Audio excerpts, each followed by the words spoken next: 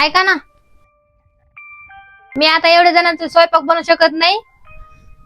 तुमच्या भावाला सांगा, तुम्ही तुमचं जेवण कुठं बी करीत जा. पण कमवून तर मीच आणतो. कमवून तर आणता तुम्ही, पण घरचं काम तर सगळं मला करावं लागतं ना. कशी बोलले तू? तो माझा लहान भाऊ आहे आणि आता त्याला मी कुठं पाठवू? मला काही माहित नाही. हे घर ज्याच्या नावावर आहे का तेच इथं राहीन, बाकी सगळे बाहेर जाईन.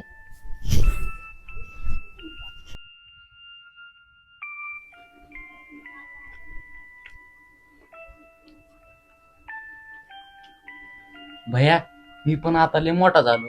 पण एक आता विचार केलाय बाहेर काम करायचं म्हणून.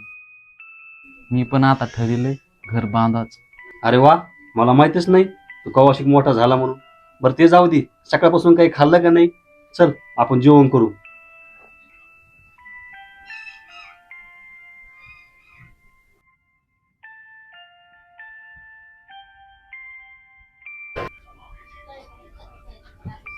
कुठे चालले तुम्ही? कुठं चालले म्हणजे?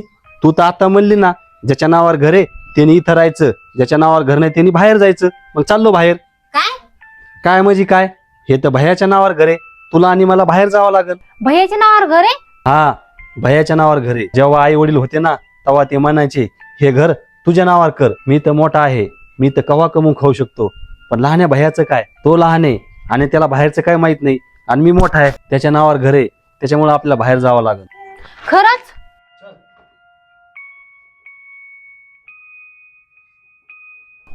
भैया वहिनी,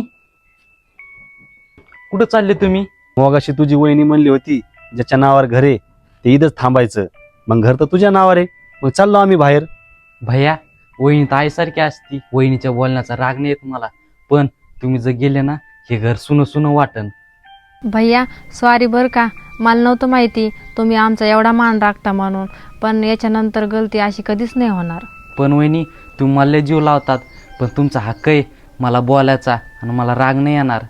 बरं ठीक आहे, मी आपल्या सगळ्याला जेवण बनवते.